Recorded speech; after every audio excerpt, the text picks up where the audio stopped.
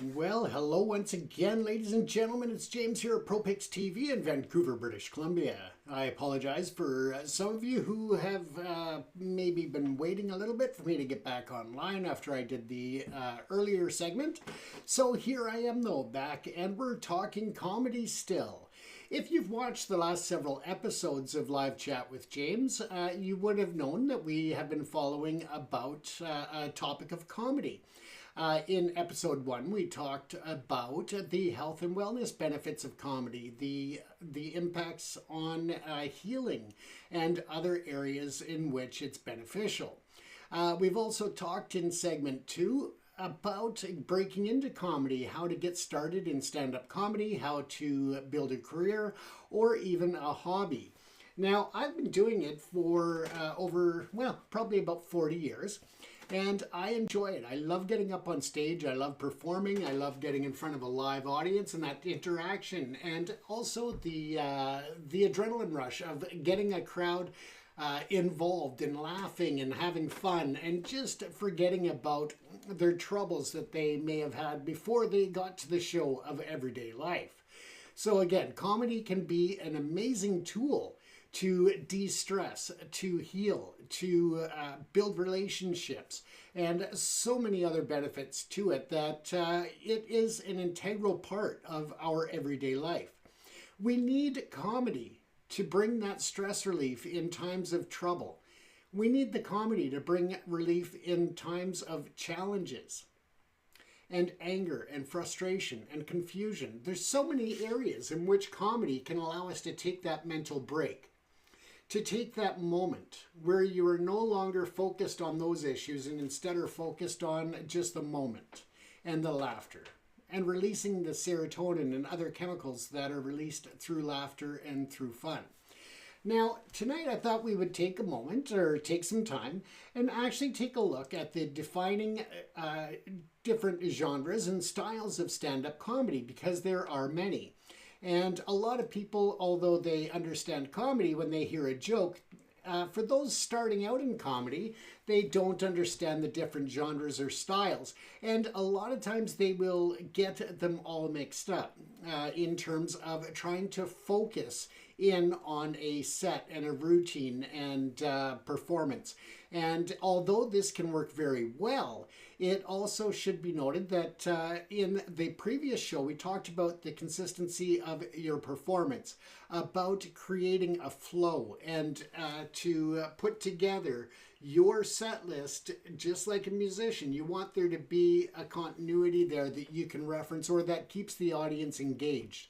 And that is very essential to becoming a successful stand-up comedian. Now, as I said, you can utilize different forms of comedy and you can actually combine them in the same context. So physical comedy along with relationship comedy or other aspects, which is fine. And I encourage you to experiment. But again, when you are doing stand-up comedy and you are especially beginning, remember to record your performances. We went over that last night when we were talking about getting into stand-up comedy, about breaking into the industry, or even as a comedy writer. You want to be able to get feedback, and the best feedback as a stand-up is from the audience. Now, in writing comedy, it may be others in the writing room. It may be friends or family that you bounce jokes off of or ideas, and that's great. But we're focusing here in this segment on the stand-up comedy part of it and live performances. And that could be, sketch comedy. It could be improvisation. It could be stand-up. But let's take a look here at it in a wider context and define the different areas of comedy, because again, comedy is a great tool to use in your everyday life, whether it's business, whether it's relationships, whether it is at school. There are a lot of ways in which comedy can add to your life in a very positive way. And something that I covered last night is that, of course, we didn't want to we want you to understand the difference between doing stand-up comedy and actually just making fun of people at their expense. There's a big difference, and it needs to be understood that it's not always about the laughs if it is harming someone else. So again, you've got to be delicate in that. You've got to understand the difference there. Now, comedy in its myriad of forms serves a vital element of human expression, offering not only entertainment, but also a lens through which society can examine itself. And that's something else that we've touched on previously, is about the ability for the use of comedy to touch on and instill or invite conversation on difficult topics. We can look at, taboo subjects through the lens of comedy, and it's a non-threatening way to also broach, news and other topics that people may not want to watch in the nightly news with the depressive state of that. But again, they want the information in a non-threatening or non-scary way, and comedy can work well in doing that. Now, from the subtle art of observational humor to the bold strokes of political satire, the world of comedy encompasses a diverse range of styles and genres, each with its unique mechanisms for eliciting laughter and provoking thought.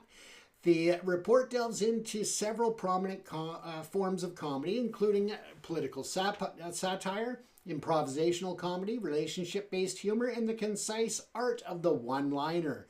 And people have made great careers of the one-liners, don't forget about that. Furthermore, it explores the historical evolution of stand-up and sketch comedy with an appreciation for dark, physical, and surreal comedic approaches. Finally, we'll talk about the culmination in a curated list of 20 comedians widely regarded as the most influential and celebrated figures in the history of the craft. So again, if there's anybody out there that's actually looking to get into stand-up comedy or just looking for some extra tips and pointers, the reports that I've generated and written for the last couple of shows, if you want a copy of those reports and columns, articles, and such that I've referenced in the last couple of shows, you can get them for free. I'm not making money on this. This is just to help people out in comedy, building up a career, getting started. And by all means, reach out if you have questions, put them in the comments section. Or just email me directly, smile, S-M-I-L-E, at Propix Canada, P-R-O-P-I-C-S Canada.com. And I'm happy to send you these documents that I've created about comedy, about getting started in it, about the definition of different types of comedians and comedy in itself. So again, it's free. I'm not, as I said, I'm not here to make money. I'm a comedian. None of us make money. But the pointed jest, political comedy, and satire, let's take a look at that. And political comedy, particularly in the form of satire, has a long and storied history, acting both as entertainment and a potent form of social commentary. At its core, political satire delivers a message with a political point, but it does not so through humorous means, it does so through humorous means. The humor can manifest in various forms, including exaggeration, irony, incongruity, and, of course, parody. One of the best shows that has been on for decades is Saturday Night Live on NBC, and of course they are constantly involved in the political satire and political commentary, and it has really worked well for decades with them. But again, they have a rotation of different comedians that approach it from different styles and different lenses in which they view the world. So that's what keeps it fresh and ongoing. And, Lorne Michaels is a master of the production. So, nothing but kudos there from the standpoint of a comedian. Scholars often distinguish between political comedy, where the primary goal is simply to make people laugh using political subjects, and political satire, which aims to critique and expose the perceived flaws, incompetence, or corruption of political leaders, institutions, and policies. And of course, we don't see any of that in today's politics. No, there's no incompetence, there's no corruption. There's no, there's no reason to laugh at today's politics, is there? Oh my goodness, let's count the ways we can. But the roots of political satire can actually be traced back at least 2,400 years. And that is amazing. From the ancient Greece to the present day, this form of humor has been found across various media, from literature like Jonathan Swift's Gulliver's Travels to the contemporary television shows like The Daily Show. The main purpose of satire, even when delivered with humor, is often to launch an attack using wit. It magnifies the perceived wrongs of the government and encourages audience to reflect on the current events and question authority. And again, it shows the power of comedy and how it can be utilized in that regard. Now, political satire flourished particularly in the Restoration and 18th century theater, where playwrights used wit and humor to comment on the political climate. Stock characters like the fop and the rake allowed satirists to critique societal norms and behaviors while entertaining the audiences. The popularity of political satire during this period contributed to the rise of public opinion as a force in politics, as audiences became more engaged with the issues being presented. Techniques such as stock characters with witty dialogue and comedic situations were employed to amplify the critique of society. So again, it shows the history, 2,400 plus years of political and satirical comedy when it comes to politics. It's great. Over time, political satire has adapted to new media. Political cartoons, which gained popularity in the 19th century, they became a powerful tool for commentary, especially when many Americans were illiterate. In the 20th and 21st century, satire has expanded to include television shows, digital magazines like The Onion, and even street art, as seen in the works of people such as Banksy. While political satire often aims for entertainment, it can also serve to advance political arguments, especially in environments where direct political speech is restricted.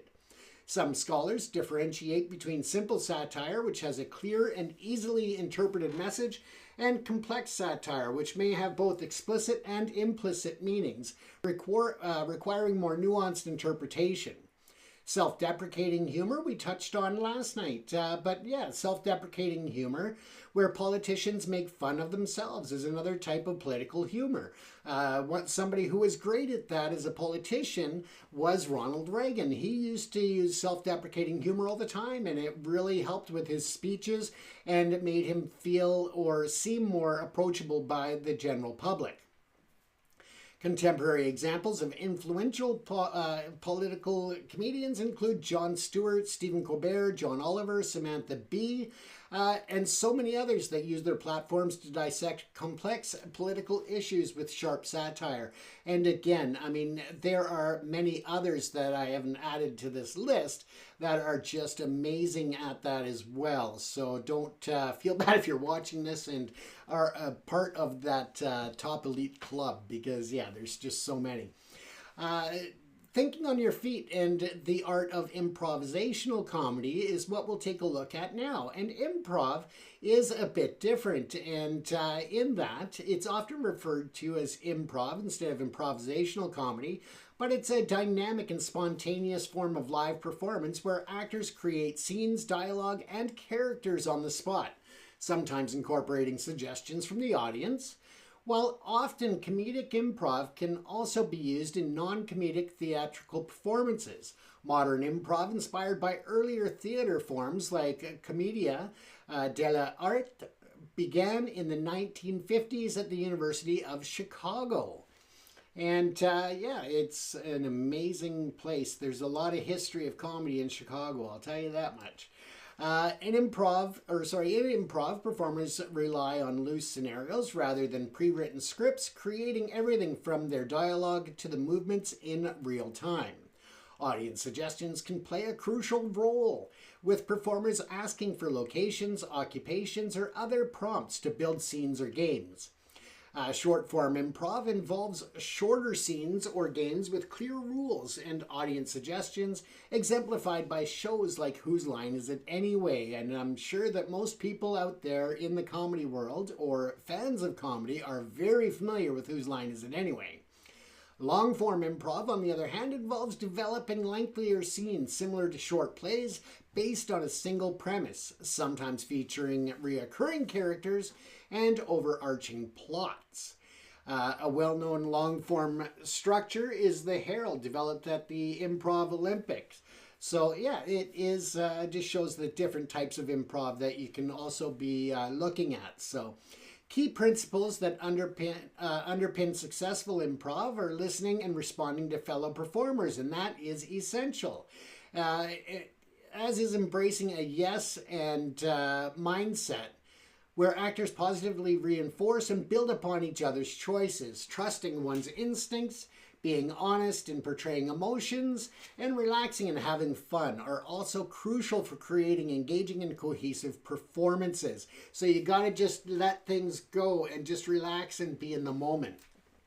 That for some can be a challenge, but it is worth practicing, because once you get up on that stage and you are relaxed, you're able to more form free-flowing ideas and to feed off of the conversations or the topics or the direction in which your co-performers may take the improvisation.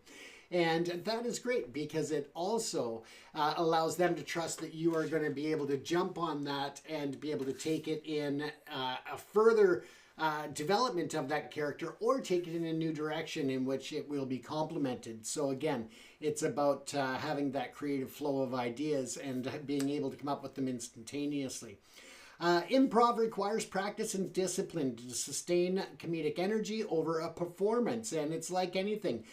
You can't just jump out the gate going 110 miles an hour and then run out of gas, 5 miles down the road. You've got to be able to keep the sustained joke and energy and in relationship with the audience at the same time, as well as with your fellow performers. So again, you want to make sure that you keep that energy going throughout the whole performance, and that's what brings the show to life. Now, improv has a significant impact on pop culture, serving as the foundation for sketch comedy shows like Saturday Night Live.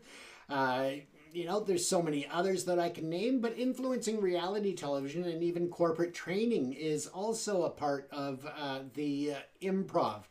So famed improv theaters like Second City and the Improv Olympics, also known as I.O., have produced numerous comedy stars, including Stephen Colbert, Steve Carell, Amy Poehler, Tina Fey. I can go back to, John Belushi, Dan Aykroyd, sorry, I forgot Rita's last name. But in any event, you know what I'm saying. The old SCTV crowds and all of that. So common improv games include contact and gibberish, which will focus on listening and nonverbal communication. Improv prompts often involve everyday scenarios, unusual professions, and fantastical situations to spark creativity. While rooted in theater, improv is considered a legitimate art form in its own right, offering opportunities to self-development in areas like spontaneity, risk-taking, and teamwork. And let me tell you, if you are a corporate trainer or a public speaker of some sort, practicing the art of improv can really do well, because if you have a situation arise at a lecture or anywhere else, you can really keep the audience with you instead of having them distracted by something going on. You can keep them with you through the use of improvisational humor, and that can really make a difference in the success of your public speech, of your keynote address, or whatever the case is. And, there's just so many ways in which it can benefit you in terms of relaxing clients. If you're in the business world, medical field, you can relax your patients by having a bit of humor. But of course, again, you want to make sure that you use some judgment. And I mean by that good judgment. When you're using jokes in different arenas outside of a comedy club or an improv theater act or such. Now, exploring relationship comedy is another area. The laughter of connection between people is very much a big part of comedy. Stand-up comedy has been built on relationships, whether it's husband and wives, whether it's just casual relationships, whether it is the relationship between parents and children. I mean, relationship comedy is big, and it is. There's a reason for it. It's because most people can relate to it. Even if they cannot personally pull up experiences that relate to what the comedian is talking about, they can envision it. They can see other people that they know that have experienced such, comedic experiences, or looking at an experience with a different lens now from a different perspective can add comedy to it. And relationship comedy focuses on the humorous dynamics that arise from interpersonal connections, particularly romantic relationships. While the definition of a romantic comedy or rom-com can sometimes be subjective, it generally involves a central romantic relationship that develops through humor and ends with a happy resolution. Comedic devices such as overstatement, understatement, mistaken identity, and puns are often employed to advance the romantic plot. The narrative typically gives roughly equal weight to both romantic and comedy elements, and that is a big part of the success of the traditional rom-coms that we watch. Relationship comedy can derive its humor from various sources, including the characters' voices, the premise of the relationship, or the situations they find themselves in. And you can think back, on Friends with certain voices that characters had that are still stuck in your head, whether you want them to be or not. The Nanny with Fran Drescher. There's a lot of different ways that comedy can be brought in, and it's not for everyone. It is very subjective. Some people will love one comedian or the way that they handle things, while other people will not. I mean, one of the polarizing comedians back in the day was Bobcat Goldthwait. And, a lot of people didn't like his growly, snarly voice and barking and, just the whole shtick that he had. But again, at the end of the day, it was very successful for him over that time period as well. And we seem to have a moth flying around the studio. The cat in the studio is going to chase it and hopefully not knock over cameras and lights. Relationship comedy can derive its humor from various sources, as we said, but while often lighthearted, rom-coms can also deal with heavier themes such as doubt, loss, grief, through the extent to which the serious topics are explored, and they can influence whether a work is perceived as a true comedy. Humor itself is subjective, as I've already stated, and what one person finds funny in a relationship and relationship comedy, another may not, especially my ex-wife, I'll tell you that one. Examples of relationship comedy can range from classic sitcoms to stand-up routines focusing on dating and marriage. Improvised scenes can also explore relationship dynamics, often starting with an initiation that establishes the who, the what, and the where of the scene, with the who being crucial for defining the relationship between the characters. Strong relationships in improv scenes allow for meaningful and humorous emotional exploration, which, hey, it's a benefit to most people to be able to look at things with a bit more of a light heart when you're trying to work with emotion. It definitely helps to see it from a different perspective, or at least to try to lighten the stress load of that. Now, of course, strong relationships and improv scenes allow for more meaningful and humorous emotional exploration, whereas stand-up comedians often draw humor from their own dating experiences and observations of the absurdities of modern relationships. So don't forget that people around you, the world around you, is a canvas of art that may not be painted yet.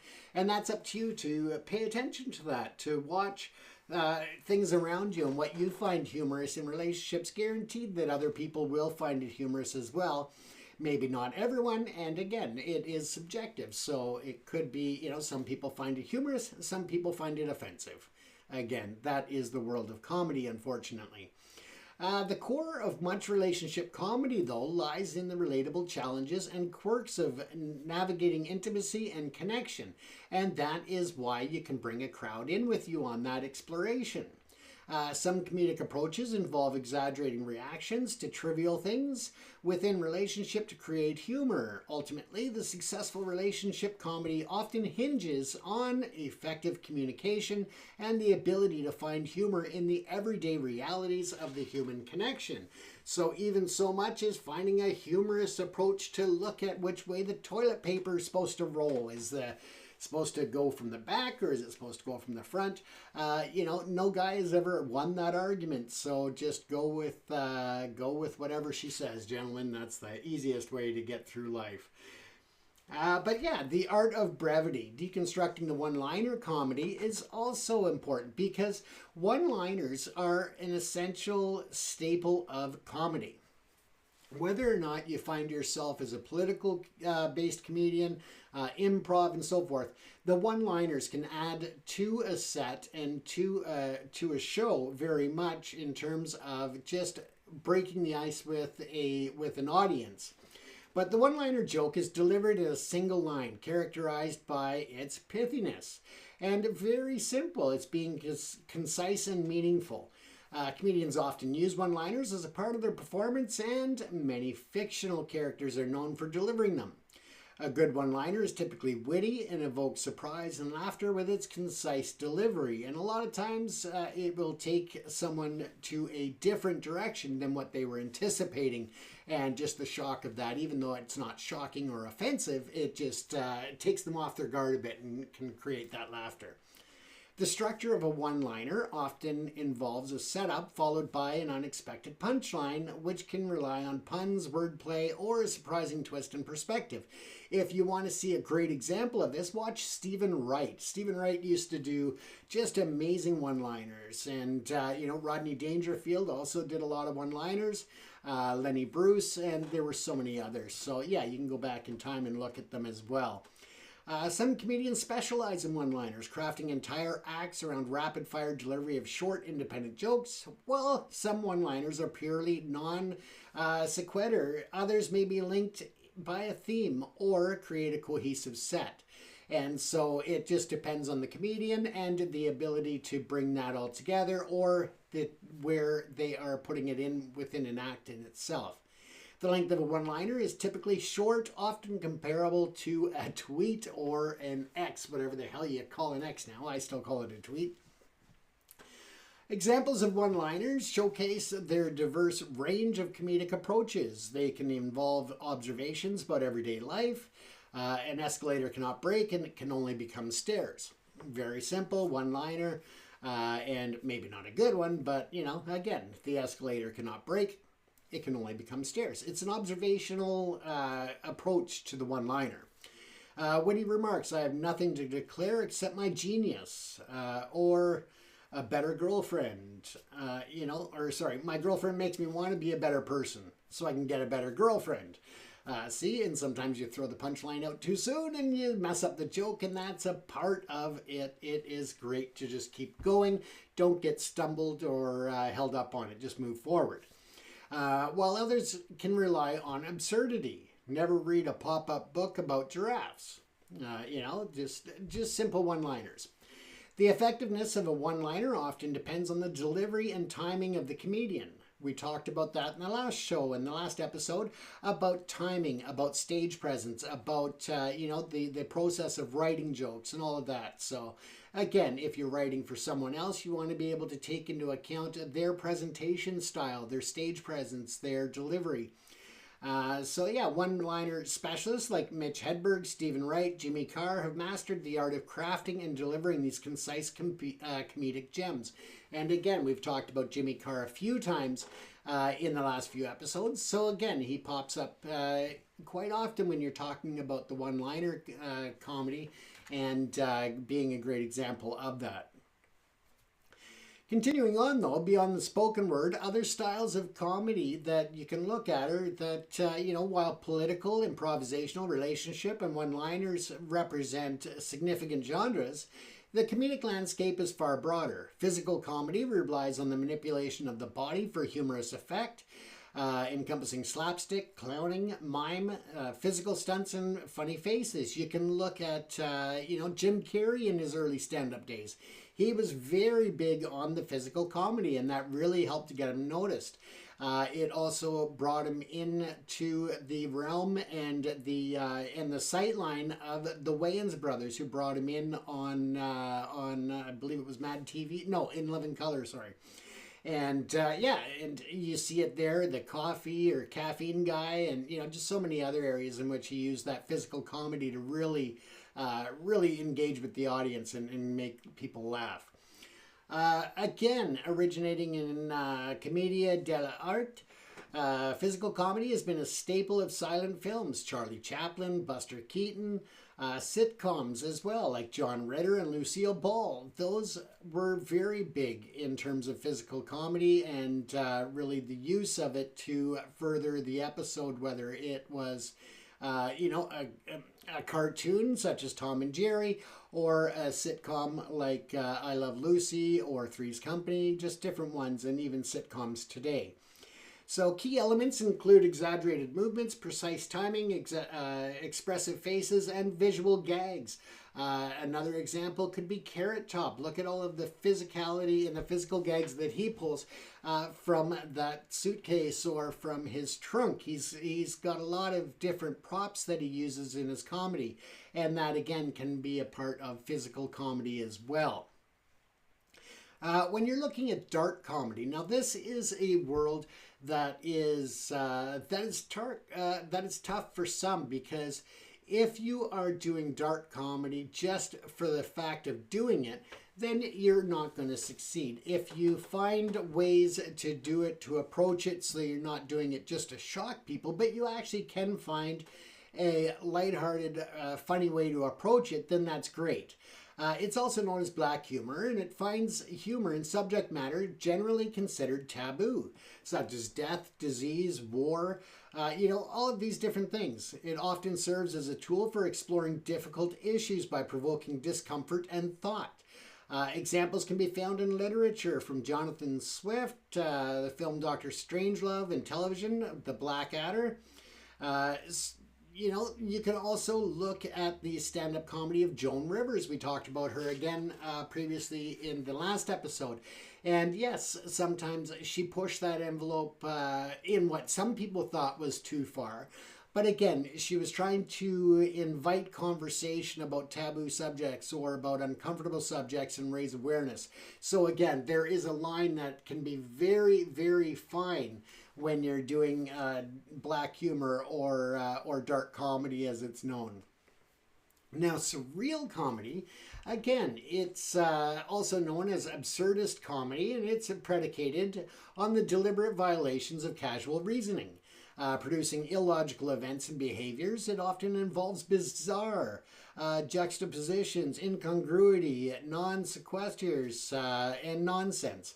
And precursors include Lewis and Carroll. You can check them out. I'm sure there's clips online. Edward Lear is another one. Later examples, check out Monty Python's Flying Circus. If you've never seen it, I'm sure you'll enjoy it if you like that type of humor. And it is. I love it. The Monty Pythons were great. Check out the film that was called Brazil. That's another one that uses surreal comedy. So again, you can check out the different types. And, we've talked about the different types and genres of comedy, the different styles, the different makeup, and the history. Again, looking at comedy and improv, these types of things going back, decades and centuries, and even looking at political humor, and satire, how it's gone back over 2,400 years that they can trace it. So again, humor is a part of our being, part of our history, a part of our cultures. No matter where you are in the world and what culture you come from, there's always been humor.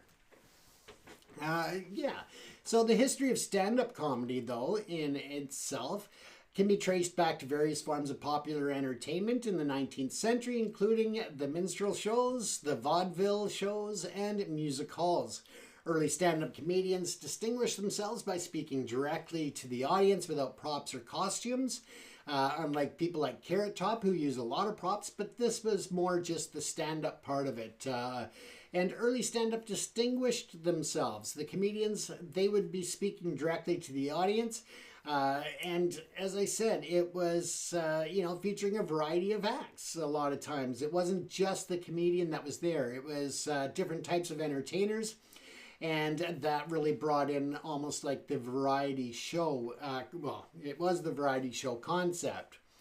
And, when the comedians often relied on physical humor due to the lack of microphones in the large theaters. So again, they had to be able to use their bodies and physicality in order to derive those laughs from the audience and to invite that involvement and locking in with them and engaging them. Will Rogers was one of the first political stand-ups during his era. The invention of the microphone, radio, and records in the pre-World War II years allowed for a faster-paced, word-dependent style of comedy with legends like Jack Benny and Bob Hope transitioning from vaudeville to broadcasting. And again, we could go on for quite a while about that transition, but we won't. We'll just keep that brief today. But the mid to late 20th century saw the rise of comedy clubs and television shows dedicated to comedy, with figures like Lenny Bruce, George Carlin, pushing the boundaries in their often controversial material. And I can go on about George Carlin, one of my favorites, all time, hands down. Lenny Bruce was great, but George Carlin just always a big part of my listening library when I'm listening to some of the comedians. The 1970s and 80s witnessed a significant growth in the popularity of stand-up, with comedy clubs proliferating, and comedians like Richard Pryor, Eddie Murphy, I mean, they were just achieving superstardom at that point. And, you can look at the likes of others such as Andrew Dice Clay, who was a bit more risque, or Howie Mandel, who was more physical, but also really relational with the audience, because he didn't take it to that risque level or the profanity level that some others did. So he was seen more as a clean comedian, although some of his jokes did border on the darker side. But sketch comedy has its origins in music hall and vaudeville, where short, amusing acts were strung together. Fred Karno from the late 19th and early 20th centuries developed a form of sketch comedy without dialogue. In Britain, sketch comedy moved from the stage to radio and then to television with shows like The Benny Hill Show, Monty Python's Flying Circus. I mean, these shows became iconic. And don't forget about Saturday Night Live, which premiered in 1975.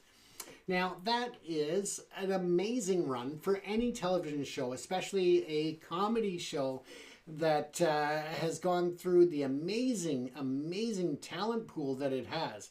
Lorne Michaels has just been a legend in keeping that show alive, keeping it relevant, and just reinventing itself at times when it might have gone lower in the ratings or risked cancellation.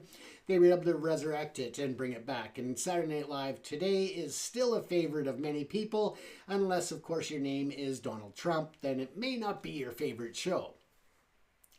But yeah, it became a pioneering force in American sketch comedy, and it laid the groundwork for a lot of other shows. And that, again, there have been movies and rom-coms and other things that have come out of Saturday Night Live sketches that have become motion pictures or television series and, so much more. So contemporary sketch comedy often blends scripted material with improvisation and can feature reoccurring characters and overarching themes. We've talked about this, and the internet has also had a significant impact on sketch comedy, allowing for new forms of creation and distribution. And it's also opened the world up for stand-up comedians to engage with an audience to reach the international masses, which would have been unheard of before in terms of television, or even, when they were putting out George Carlin on 8-track or on vinyl. It was still tough to break into that market on a worldwide, platform. So again, the internet has been just amazing in being able to expand the world for reaching fans for comedians. So again, it is great. That's also something that I talked about yesterday, was that, when comedians are starting out, or even when they're established, record your shows, whether it's audio or video. You can always put the powerful or the very successful jokes and lines out on the internet. Get a fan base following there, build yourself. And remember, as a comedian, you are also a brand, so you're trying to build that up. Now, physical comedy roots lie in the Italian commedia dell'arte, or arte, I'm not sure exactly how to pronounce it, probably butchering it, but regardless, that was an art form that came out of the 16th and 17th centuries. So again, showing just how far back comedy goes within our societies and in human interactions. So yeah, it featured improvisation, stock characters, and comedic interludes. Silent film era was a golden age for physical comedy with stars like Charlie Chaplin and Buster Keaton mastering visual gags and stunts. Again, you can see a lot of these silent films on the internet. You can see clips of Charlie Chaplin, of Buster Keaton, of Laurel and Hardy, and the Three Stooges. And some of them may not be silent, but again, it still relies a lot on the physical comedy as well. Now, when you look at that, there was slapstick, a subgenre of the physical comedy characterized by exaggerated violence and cartoonish scenarios, and that also gained prominence in vaudeville and early cinema. But again, look at the likes of the Three Stooges for that, for different examples of that. Dark comedy origins we've kind of touched on and really looked at that. But again, the dark comedy's origins can be traced back to ancient Greek theater, where tragic and comedic events and elements often intertwined. Jonathan Swift's satirical writings in the 18th century are often credited with popularizing the modern concept. The term black humor gained prominence in the 20th century, particularly with Andre Breton's anthology in 1940. Authors like Joseph Heller and Kurt Vonnegut further developed the style in literature, while filmmakers like Stanley Kubrick brought it to the screen. And if you've never seen Kurt Vonnegut's work, then check it out. And I'm probably pronouncing his last name wrong. I do apologize. Surreal comedy emerged from surrealism art movement of the 20th century, with literary precursors like Lewis Carroll and Edward Lear. We mentioned them a bit earlier, and that was back in the 19th century. Dadaism and Futurism also contributed to the development by advocating for illogical and random art. The Goon Show on British radio in the 1950s and 60s was an early influential example, followed by, again, Monty Python's Flying Circus on television. Surreal humor often subverts audience expectations and emphasizes the absurdity of situations. Again, check out, if you haven't seen Monty Python's for the younger audience, check them out. You'll love it. But yeah, the pantheon of punchlines, and as I said, we would finish out today's show with the top 20 all-time comedians. And I thought that it would be great, now that we've talked about the different types, styles, and genres of comedy, to give you some examples of the greatest and those who have had a major impact. So defining the greatest comedians of all time is inherently subjective, as humor is deeply personal.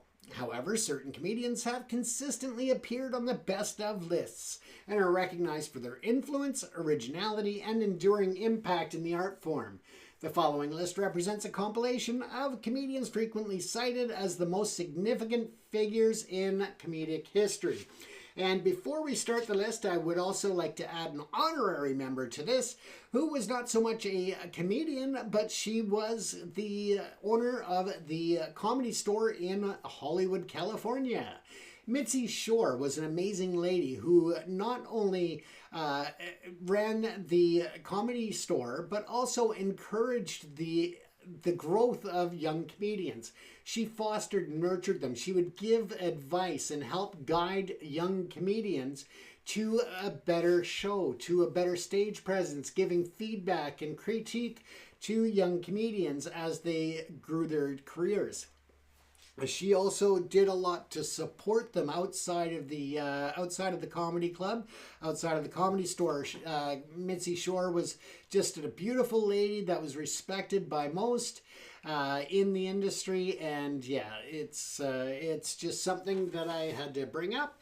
And yes, her son, Pauly Shore, the actor and comedian, now runs the Comedy Store in Hollywood. So it is still there. Check it out. I've performed on the stage. It was a great honor. And to meet Mitzi Shore was something I'll never forget. So yeah, let's take a look. Okay, so number one, we have Richard Pryor. He is representative primarily of observational and black improvisational comedy. Yeah, he is, and when I say black, I don't mean that he's black American or African American. I'm talking about the style, black or risque comedy. Yeah, and his most notable works were Live on the Sunset Strip, First Mark, and got the First Mark Twain Prize.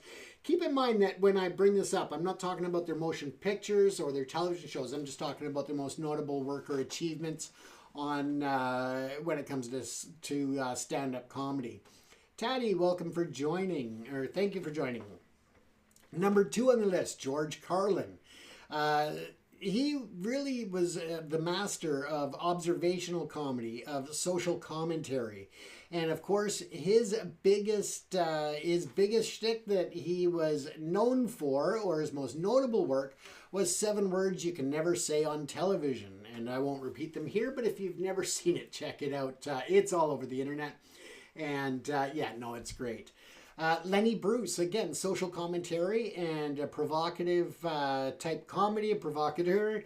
He paved the way for free speech and comedy. He really went and crossed the line at times, or really pushed the envelope, but led the way for more freedom of speech within the context of comedy and performance. Now, Bill Cosby, regardless of the other situations, he is still very much regarded as one of the top comedians of all time. And his use of comedy was more through storytelling and observational. That was more his style. And of course, you know, he just the different live shows that he did, but there were also things like The Cosby Show and Fat Albert and, you know, all of these different things that really were memorable about him. But we won't go into the legal troubles because we're just focusing on the positive here and comedy as it went throughout history. Of course, Jerry Seinfeld is on the list, and he is what's defined mostly as observational. So again, it's observations of the world around him and everyday situations and even relationships, but it's his observation of these things. And that, of course, made him a staple in the world of stand-up comedy. So Jerry Seinfeld comes in on the list at number 5. I'm kind of just going from 1 through 20, no particular rhyme nor reason. And again, because comedy is subjective, I let AI actually develop this list. So again, it wasn't influenced by my personal opinions or my personal favorites. The list was created randomly through AI in what it scoured the internet to find. Now, Eddie Murphy, a lot of people know him from a lot of Disney movies and different characters that he's played over the years. But a lot of the younger generation don't know Eddie Murphy back in his Raw days or Delirious. And those were huge. Also, his presence on Saturday Night Live as a cast member there. People don't know about that for the younger generation. And again, if you haven't seen Delirious, if you haven't seen Raw, if you haven't seen him on Saturday Night Live, I encourage you to find them on the internet. They're great. It's hilarious. Keep in mind that Delirious and Raw were a bit more risque and a bit more dark humor. So again, you want to be aware of that because, again, comedy is subjective and you may not like what I like or, you know, vice versa. So Robin Williams, we talked about several times in this series of episodes, and Robin Williams was a master of performance, not only on shows like Mork and Mindy and Good Will Hunting, but also in his improvisational act, in his stand-up act, in doing impressions. I mean, he was the master of comedy, and there will never be another like Robin Williams. And we've done other shows on another episode a while back, probably last year, I guess, about the impacts of anxiety and depression on comedians when they're always expected to be able to turn on the charm or the laughter in a moment's notice. They always want, people want to be seeing them smiling and laughing. And that can cause stress on some comedians and pressure when they are dealing with depression and maybe addiction issues or other things where they're self-medicating. And that seemed to be the case with Robin Williams as well. But again, we will move on from that. If you're interested to learn more about that and Robin Williams, you can go back to previous shows. Steve Martin, he was zany, physical, and observational, and a lot of people now know him from Murders in the Building with Steve Martin. Steve Martin oh shit, great comedian, but I just totally forgot his name. It'll pop back to me in a minute here. He's just amazing. But in any event, he did the Wild and Crazy Guy on Saturday Night Live. He did, he's been in dozens and dozens and dozens of movies.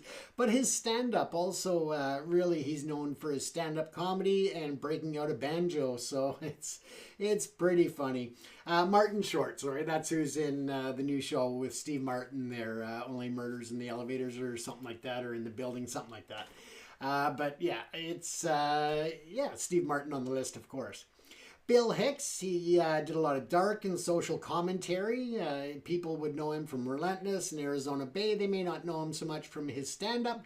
But again, if you haven't seen Bill Hicks doing any stand-up or other shows, by all means, check him out online. That's the beauty of the internet these days.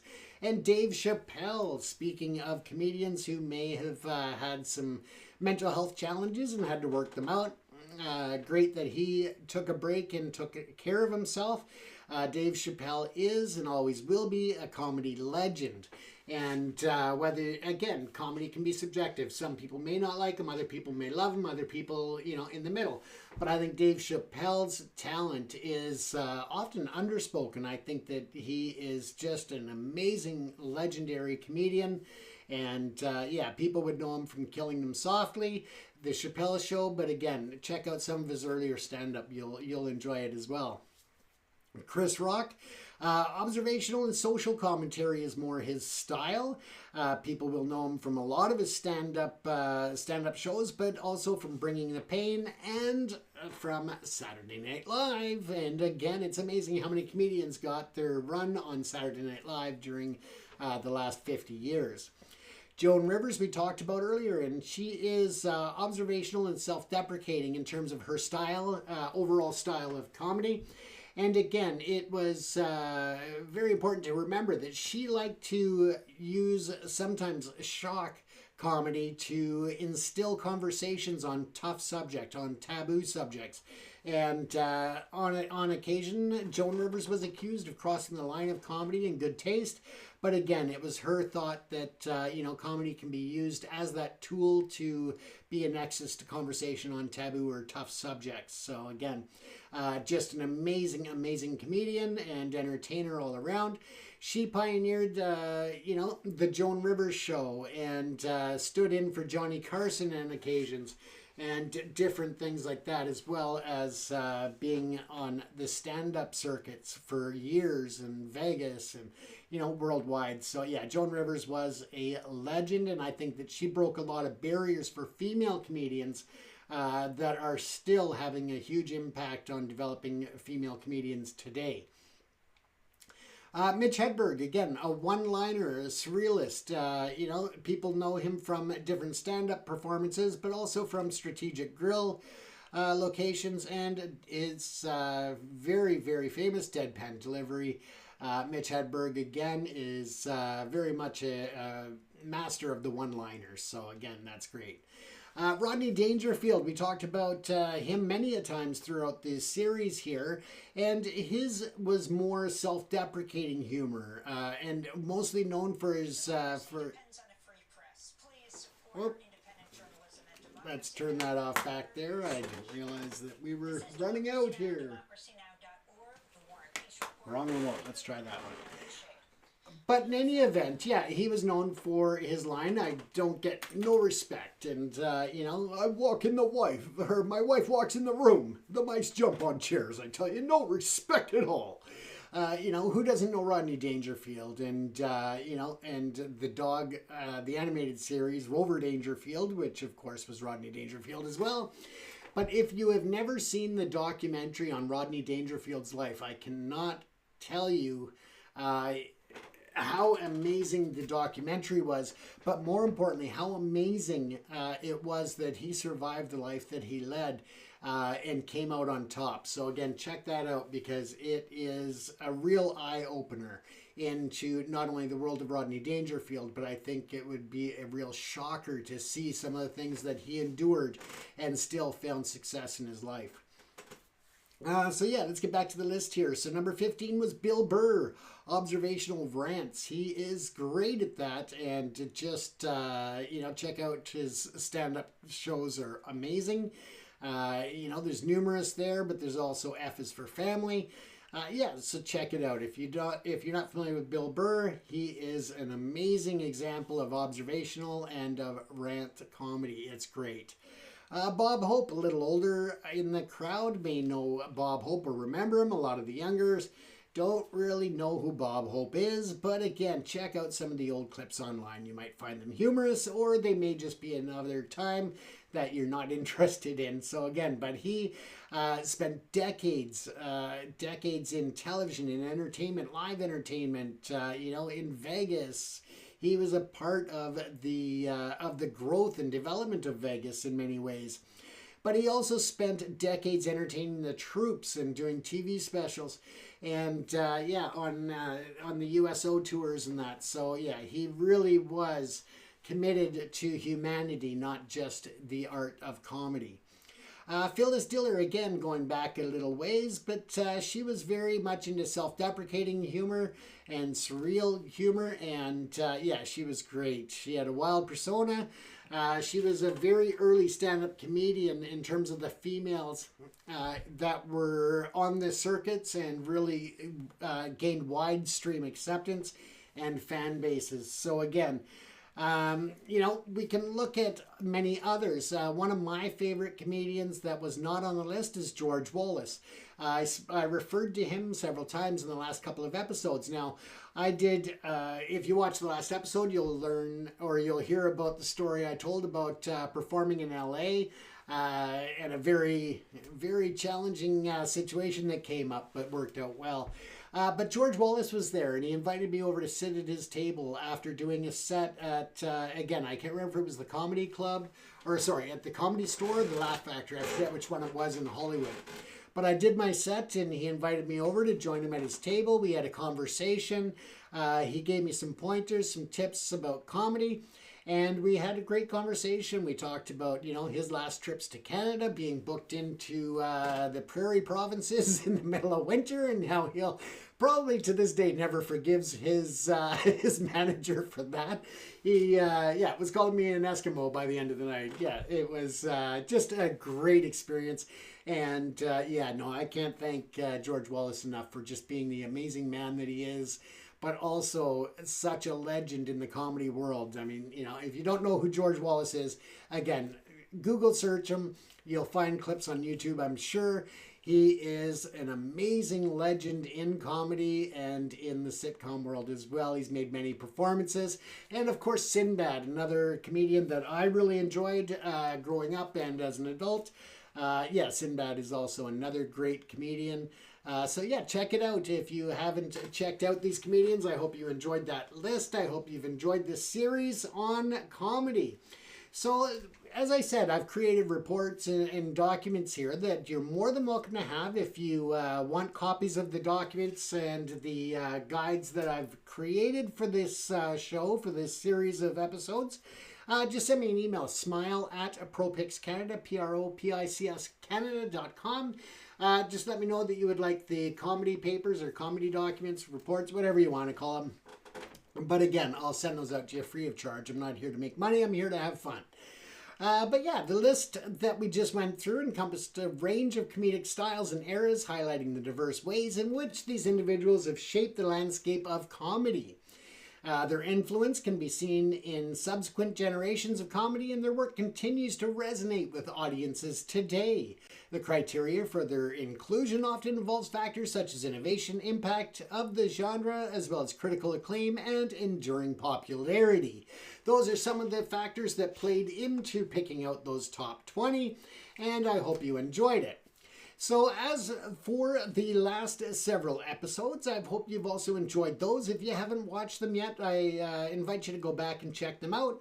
The report that I have created for this show is available. You can get it free. Just send me an email, direct message, whatever. Don't forget to add your comments, like, follow, and subscribe, and share it with your friends. We're out of time for tonight. Once again, this is James Cousineau for Live Chat with James, coming to you from Vancouver, British Columbia at the ProPix TV studios. Take care, everyone, and stay safe. Thanks for joining me.